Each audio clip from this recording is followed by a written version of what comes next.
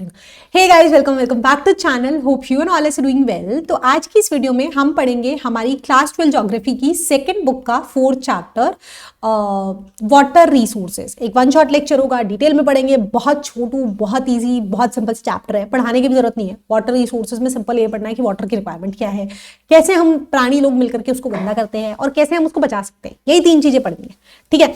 बहुत सिंपल है, तो इसको फटाफट से खत्म करेंगे। बट इसके पैरेलली हमारे चैनल के ऊपर क्लास 12 हिस्ट्री पूरी चल रही है, क्लास 12 पॉलिटिकल साइंस की दोनों बुक्स चल रही है और सिमिलरली क्लास 12 ज्योग्राफी की भी दोनों बुक्स चल रही है। तो वो आप एक्सेस कर सकते हो, डिस्क्रिप्शन बॉक्स में भी लिंक है या चैनल पे प्लेलिस्ट वाले सेक्शन में जाकर के देख सकते हो। तो बिना किसी देरी के फटाफट से चैप्टर को शुरू करते हैं और खत्म करते हैं, ठीक है।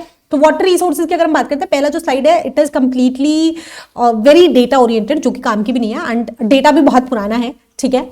2011 के अंदर आई थिंक बुक्स अपडेट हुई होंगी, तब का ये डेटा चल रहा है। तो समा वाटर एक साइक्लिक रिसोर्स है ना। वाटर साइकिल के बारे में पढ़ा है कि पहले प्रेसिपिटेशन होती है, वाटर वेपर बनते हैं, फिर उससे कंडेंसेशन होती है, फिर क्लाउड्स बनते हैं, फिर वापस से आपकी रेन आती है, ठीक है। तो साइक्लिक रिसोर्स है एंड 70% अर्थ सर्फेस इस वाटर से घिरा हुआ है। लेकिन सिर्फ 3% जो पानी है वही सिर्फ फ्रेश वाटर है, बाकी सारा या तो ब्रैकिश है, सॉल्टी है या फिर नॉन यूजेबल है, ठीक है। तो वाटर स्कार्सिटी बहुत ही बड़ी एक परेशानी हमें देखने को मिल रही है because of the over utilisation and pollution. And आज भी बहुत एक बड़ा सेक्शन है सोसाइटी का जो एग्जिस्ट करता है जिसके पास साफ पानी नहीं है। For example continents like Africa, वहां पे लोग सफर कर रहे होते हैं थोड़े थोड़े पानी को बूंद बूंद बचाने के लिए, और हम जैसे लोग यहाँ पे निठल्ले निकम्मे होकर के पानी को बहाते रहते हैं, राइट। तो हमारी वजह से ही जो पानी है वो ओवर यूटिलाइज हो रहा है और ओवर पल्यूट हो रहा है, ठीक है। तो असेसमेंट, इसका एफिशिएंट यूज और इसका कंजर्वेशन बहुत ही ज्यादा इंपॉर्टेंट है। तो इंडिया के अंदर पानी जो है वो 4 मेजर सोर्सेज से आता है। पहला आपका रिवर से, फिर आपकी लेक से, फिर आपके पोंड से, फिर आपके टैंक से, ठीक है।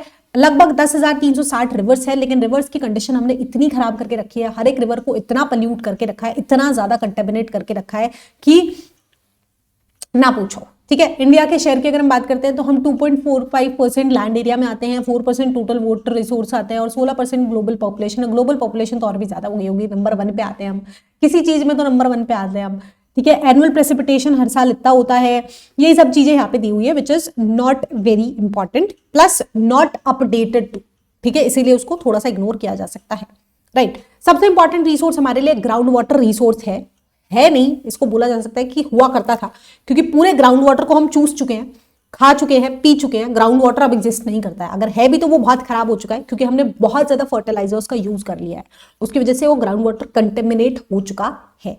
टोटल रिप्लेनिशेबल ग्राउंड वाटर हमें 432 क्यूबिक किलोमीटर्स बताया गया है। इसका जो कंजप्शन है वो बहुत हाई है पंजाब, हरियाणा, राजस्थान, तमिलनाडु के अंदर, ठीक है। On the other hand south के अंदर हमें ग्राउंड वाटर कंजप्शन थोड़ा कम देखने को मिलता है बिकॉज वहां पे अच्छी खासी रिवर्स है जिससे उन्हें अच्छा खासा पानी मिल जाता है, ठीक है। अब यही पे दिया हुआ है कि ओवर एक्सप्लॉयटेशन की वजह से सोशल और काफी सारे एनवायरमेंटल डिस्ट्रप्शंस हो रहे हैं, लेकिन हम तो हैं भाई गांधी जी के बंदर, आंखों के ऊपर पट्टी लगा के बैठे हैं, हमें कुछ नहीं दिखता, हमें तो पानी बहाना है, हमें पानी की बर्बादी करनी है, ठीक है। एनीवेज, तो पहला मेजर जो सोर्स था that was ground water which was highly used और खत्म ही हो गया है नॉर्थ इंडिया के अंदर। सदर्न इंडिया के अंदर अगर हम बात करते हैं तो वहां पे बहुत सारी रिवर्स है, साथ के साथ वहां पे लगून्स और बैक वाटर्स भी है, ठीक है। बहुत ही सिंपल सा डेफिनेशन, तो यहाँ पे थोड़ा सा कॉम्प्लेक्स करके दिया हुआ है, सिंपल आसान शब्दों में बता देती हूँ। तो लेट्स से ये हमारी कोस्ट है, कोस्टल लाइन है, तो कोस्टल लाइन के इधर ही बिल्कुल थोड़ा सा गैप है, जैसे आप इस इमेज में भी देखोगे कि थोड़ी सी लैंड बॉडी है, ठीक है। ये पूरा आपकी कोस्ट से मर्ज होकर के ओशियन में नहीं मिल रहा है, लेकिन इसके विदिन जो एक बॉडी बनी हुई है इसको बोला जाता है लगून्स। और ऐसा होता है कि पानी रिस रिस के यहाँ पे आ रहा होता है, कहीं के पे स्पेसेस होते हैं तो वहां से आ रहा होता है, इसीलिए पानी क्या होता है, ब्रैकिश होता है, खारा होता है, पीने लायक नहीं होता है।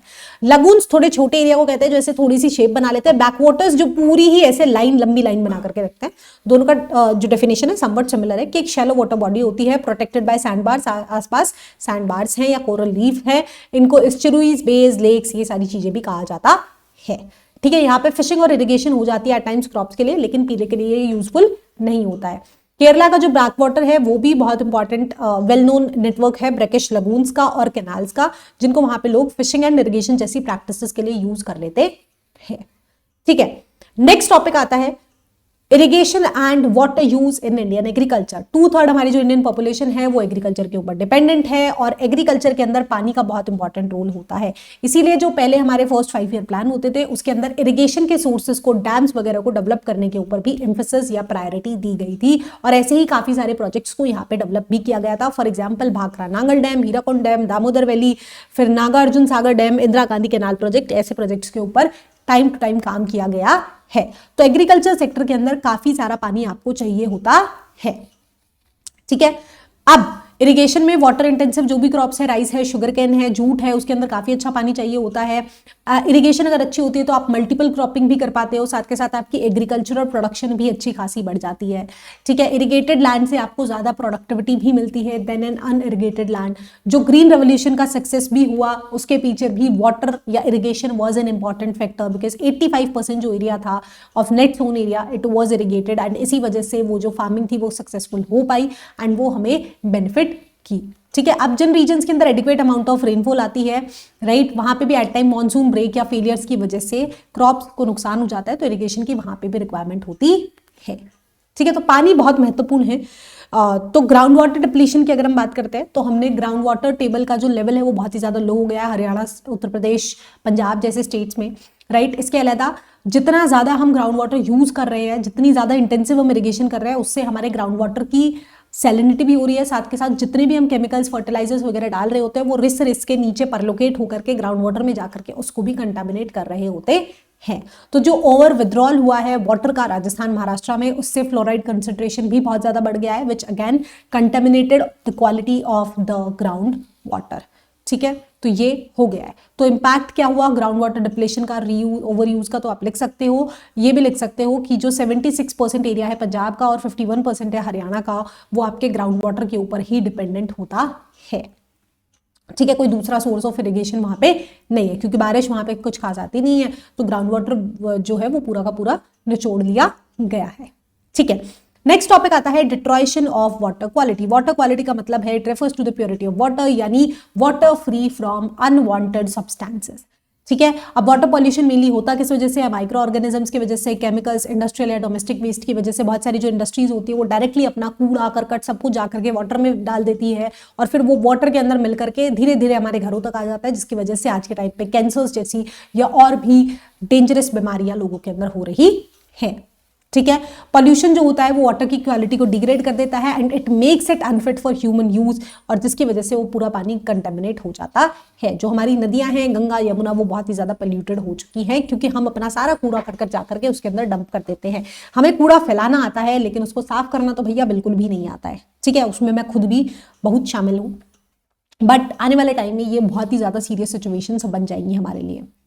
इमर्जिंग वाटर प्रॉब्लम्स की अगर हम बात करते हैं, पर कैपिटा वाटर अवेलेबिलिटी बहुत ज्यादा डिक्लाइन हो रही है, रीजन बीइंग पॉपुलेशन बढ़ती जा रही है, इंडस्ट्रियल, एग्रीकल्चर और डोमेस्टिक वेस्ट बहुत ज्यादा ओवरथ्रू हो रहा है, जिससे पानी जो है भी वो भी एग्जिस्ट कंटेमिनेट हो जाता है। साथ के साथ हम पानी को बहुत ज्यादा ओवर यूटिलाइज कर रहे हैं, वेस्टेज हम भरमार मात्रा में कर रहे हैं, एंड इसके अलावा काफी बार नेचुरल डिजास्टर्स और क्लाइमेट चेंजेस की वजह से भी हमें ये सारी प्रॉब्लम्स होती हुई देखने को मिलती है।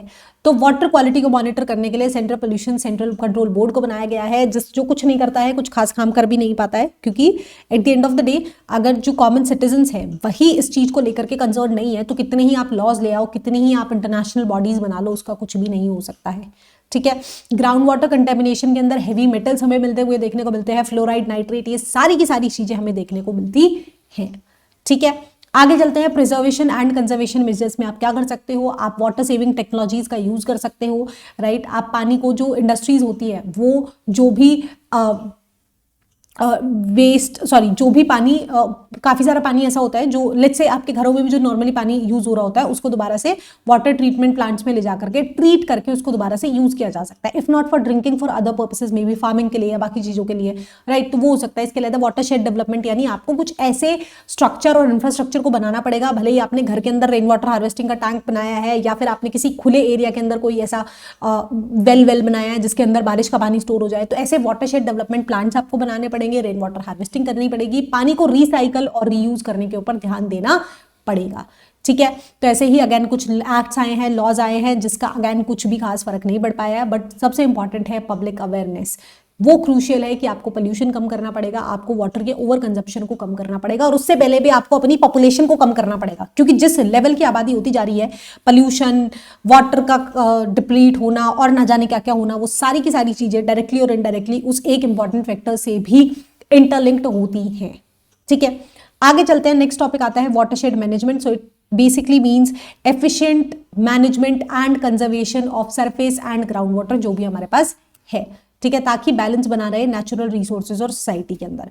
की कंपोनेंट्स ये हो सकता है कि जो भी पानी रन ऑफ हो रहा है बारिश के अंदर, अब हमने इतना ज्यादा, अब पॉइंट ये है कि लेट्स से पहले क्या होते थे, कच्चे घर होते थे, कच्चा पूरा आपका लैंड होता था, तो जो भी बारिश आती थी वो पानी रेस्ट करके एटलीस्ट ग्राउंड वाटर में जाकर के ग्राउंड वाटर के लेवल को बढ़ा देता था। आज के टाइम पे हमने सब कुछ पक्का बना लिया है, वो पानी बह नह करके नालों में जा रहा होता है, उसको ना तो हम कहीं स्टोर कर पा रहे हैं ना वो ग्राउंड वाटर में जा पा रहा है, right. So ground water recharge होना चाहिए, पर लोकेशन टैंक्स, रिचार्ज वेल्स अगर घर घर में होते तो ऑब्वियसली बहुत सारा पानी स्टोर हम कर पा रहे होते, राइट। तो ये जो पूरा सक्सेस है ये डिपेंड करेगा कम्युनिटी के पार्टिसिपेशन में, ना अकेले सरकार से होने वाला कुछ, ना अकेले लॉज डॉक्यूमेंट से, इनसे कुछ नहीं होने वाला, ठीक है। तो ऐसे कुछ प्रोजेक्ट्स नहीं हैं जो काफी हेल्पफुल साबित हुए, मतलब सबको ये लगता है कि यार एक अकेले के करने से क्या होगा, या सिर्फ मैं क्यों करूं, और 100 लोग खराब कर रहे हैं, मेरे एक अकेले को बचाने से क्या हो जाएगा, राइट। तो ऐसा नहीं है, कुछ सक्सेसफुल प्रोजेक्ट्स भी रहे हैं, जैसे कि अभी हम नेक्स्ट स्लाइड पे पढ़ने वाले हैं, पहले उसी को पढ़ते हैं। तो रेलगान सिद्धि करके महाराष्ट्र के अंदर एक गांव था जो बहुत ही पॉवर्टी के अंदर स्ट्रिकन था, है ना, लोग बहुत गरीब थे। एक रिटायर्ड आर्मी पर्सनल आता है और आकर के वो बहुत सारे लोगों को इकट्ठा करता है, लोग भी उसको सपोर्ट करते हैं, धीरे धीरे करके उस पूरे गाँव की काया पलट हो जाती है। कैसे होती है, वो बहुत सारे एफर्ट्स करता है फैमिली प्लानिंग को लेकर के कि यार पॉपुलेशन नहीं बढ़ानी है ना, वॉलंटरीली लेबर करने लगते हैं, ओपन ग्रेजिंग को बैन करा देते हैं। वो सिर्फ वाटर कंजर्वेशन पे ध्यान नहीं देता है, वो ओवरऑल एस्पेक्ट्स के ऊपर ध्यान देता है कि यार ओपन ग्रेजिंग नहीं कराएंगे, उससे हमारी जो लैंड होती है वो खराब जाती है। लिक्वर को वो प्रोहिबिट करा देते हैं, दारू को प्रोहिबिट करा देते हैं, स्टॉल फीडिंग को प्रमोट करते हैं, है ना। वाटर इंटेंसिव जितनी भी क्रॉप्स थी, शुगर केन, उसको बैन कर दिया जाता है। कहा जाता है कि नहीं, ऐसी क्रॉप्स उगाओ जिनके अंदर कम पानी चाहिए, पल्सेस, ऑयल सीड, ऐसी क्रॉप्स को एनकरेज किया जाता है। और भी बहुत सारे सोशल रिफॉर्म्स यहाँ पे किए जाते हैं, जैसे कि डाउरी को बैन कर दिया जाता है, अनटचेबिलिटी को बैन कर दिया जाता है, इनफॉर्मल कोर्ट्स बना दी जाती है। यार क्यों वेट करें हम उन कोर्ट्स का जो कभी आने वाले 10, 15, 20 सालों के अंदर एक फैसला नहीं ले सकती, क्योंकि कोर्ट केसेस इतने क्लब्ड अप है। आप एक कचहरी से दूसरी कचहरी, दूसरी से तीसरी ऐसे घूमते रहोगे तो इनफॉर्मल कोर्ट्स बनने लगते हैं कि हम गांव के जो मैटर्स है वो गांव में ही सुलझाएंगे। एग्रीकल्चर कॉर्पोरेशन होने लगता है कि यार तेरे पास ट्रैक्टर है तो तू ट्रैक्टर दे दे, मुझसे थोड़ा पानी ले ले, राइट। एग्रीकल्चर वहां पे फ्लरिश करती है with adequate water through fertilisers and pesticides का यूज अभी भी है, क्योंकि उसके बिना आज के टाइम पे खेती इतना ज्यादा पॉसिबल नहीं हो पा रही है।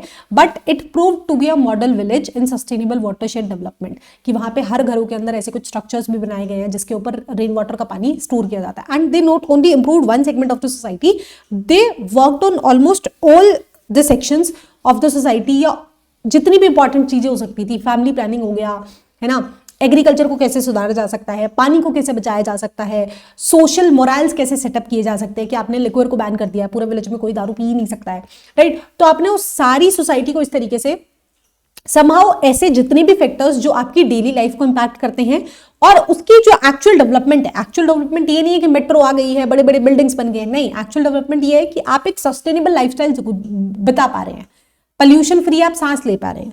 This is what actual development is, right. तो वो सब करने के अंदर ये सक्सेसफुल रहे, और एक ही इंसान ने शुरुआत की थी, सब लोगों ने जोड़ा, हाथ जोड़ा, साथ मिले और वो हुआ, ठीक है। सिमिलरली हरियाली प्रोजेक्ट एक सरकार का सेंट्रली पावर्ड प्रोजेक्ट है जो रेन वाटर हार्वेस्टिंग स्ट्रक्चर्स को बनाने के ऊपर फोकस करता है रूरल एरियाज के अंदर, राइट। सिमिलरली नीरू मीरू या फिर आरवे पानी संसद, कुछ 2 प्रोग्राम्स थे जिन्होंने काफ़ी काम किया रूरल एरियाज के अंदर परलोकेशन टैंक्स को बनाने के, जो डग आउट पोन्ड्स होते हैं कि जोड़ बना दिए जाते हैं, उसमें बारिश का पानी स्टोर हो जाता है, डैम्स बनाने के लिए, राइट। तो इसके अंदर कम्युनिटी का इन्वॉल्वमेंट एंगेज करके इन सारे प्रोजेक्ट्स को किया गया था। सिमिलरली तमिलनाडु के अंदर मैंडेटरी कर दिया गया था कि हर एक घर को बनाने से पहले वहां पे एक रेन वाटर हार्वेस्टिंग स्ट्रक्चर बनाया जाएगा, उसके बाद वो घर की बिल्डिंग होगी। तो it somehow make it mandatory, right. उस प्रोसेस को, उस स्ट्रक्चर को मैंडेटरी बना दिया गया। तो इंपॉर्टेंस क्या है और आप कैसे कैसे कर सकते हो, इसके ऊपर क्वेश्चन आ सकता है। इसके अलावा प्रोजेक्ट्स का रोल हरियाली या नीरू मीरू का क्या रहा, तो उनको आप लिख सकते हो, जो हमने लास्ट स्लाइड के ऊपर डिस्कस किया है। नेक्स्ट टॉपिक आता है rain water harvesting. At time 5-6 number में क्वेश्चन आ जाता है कि what exactly is rain water harvesting. तो basically it is a technique to capture and store rain water, या तो आप रूफ टॉप के ऊपर कर लेते हो या किसी ओपन स्पेस के अंदर कर लेते हो, राइट। जैसे कि वो झोड़ वाला एग्जाम्पल था कि ऐसे झोड़ बना दिए जाते हैं गाँव में, ऐसे खोदी करके, ऐसे मतलब वेल टाइप ही होता है, उसके अंदर पानी स्टोर हो जाता है, ठीक है। लो कॉस्ट होता है, कुछ भी ज्यादा पैसा नहीं लग रहा होता, इको फ्रेंडली होता है, वाटर अवेलेबिलिटी को बढ़ा देता है, ग्राउंड वाटर डिक्लाइन होने से उस पर चेक रहता है कि आप डायरेक्टली क्या करते हो, आपने अपने घर से वो जो पाइप है वो ग्राउंड वाटर के अंदर ही मिला दिया कि वो सारा पानी ग्राउंड वाटर में हो गया, या फिर आपने एक टैंक लगा दिया खुद का, ठीक है, कि इस टैंक में स्टोर होता रहेगा और इस टैंक से पानी को हम रीयूज कर लेंगे।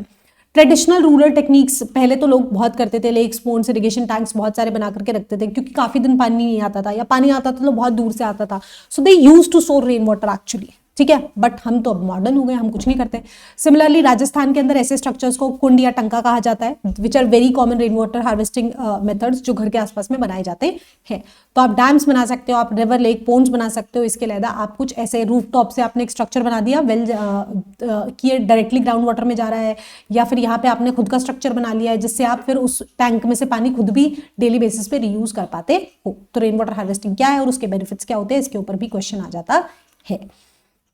नेक्स्ट टॉपिक है नेशनल वाटर पॉलिसी 2002, जो बेसिकली प्रायोरिटाइज करती थी ड्रिंकिंग वाटर को, है ना, कि अगर आप कोई भी ऐसा प्रोसेस बना रहे हो या किसी भी सोर्स के अंदर अगर पानी है तो उसमें प्रायोरिटी आपको सबसे पहले ह्यूमन और एनिमल को देनी चाहिए, एंड उसके बाद irrigation, hydro power, navigation, industry, इन सबको देनी चाहिए। ठीक है, अब basically it requires irrigation project, जो भी इरिगेशन प्रोजेक्ट अगर वहाँ पे कुछ भी बन रहा है, लेट्स से कोई डैम बन रहा है या कुछ भी बन रहा है, तो उसके अंदर ड्रिंकिंग वाटर कंपोनेंट को प्रायोरिटी दी जानी चाहिए कि यार इसके लिए भी हमें ये पानी सप्लाई करना है, if there is no other alternate which exist. ठीक है, तो it basically focuses on water use efficiency, scarcity awareness को लेकर के, राइट, कंजर्वेशन को भी वो सब करने के लिए। तो it was a national water policy. बहुत रेयरली क्वेश्चन आ रहा होता है, राइट। नेक्स्ट है जल क्रांति अभियान 2015-16 में ये लाया गया था। तो बेसिकली ये कुछ ऐसे एरियाज को जहाँ पे वाटर लेवल बहुत ही ज़्यादा खराब हो गया उनको अडाप्ट करता था जलग्राम, एंड फिर उन एरियाज के अंदर काम किए जाते थे। वाटर कंजर्वेशन कुछ वो बनाए जाते थे, आर्टिफिशियल रिचार्ज प्रैक्टिसेस की जाती थी, ग्राउंड वाटर पोल्यूशन को रोकने के लिए ये सारी चीज़ें की जाती थी, अवेयरनेस वहाँ पे फैलाई जाती थी, लोगों के सपोर्ट से वहाँ पे कुछ कुछ चीज़ें की जाती थी। ठीक है, तो यहाँ पे हमारा चैप्टर खत्म होता है। बहुत बेसिक सा चैप्टर था, बहुत ही सिंपल सिंपल क्वेश्चन आ रहे होते हैं, बहुत डेली लाइफ के क्वेश्चंस होते हैं, इजीली आप बना करके लिख भी सकते हो। समरी में भी ऐसा कुछ बताने को है नहीं कि वाटर की रिक्वायरमेंट क्या है, ग्राउंड वाटर को कैसे डिप्लीट कर दिया है, कैसे हम कंजर्व कर सकते हैं। Watershed management is a important topic जिसकी आपको डेफिनेशन अच्छे से आती है और आप अच्छे से पॉइंट्स अगर एक्सप्लेन करके आते हो तो आपको ये चैप्टर में से आसानी से नंबर मिल जाते हैं। तो यहाँ पे हमारा वीडियो खत्म होता है। आई होप आपको वीडियो पसंद आया हो, अगर अच्छा लगा हो तो चैनल को लाइक, कमेंट, शेयर, सब्सक्राइब जरूर कर देना। So that's all for today, see you in next, bye bye.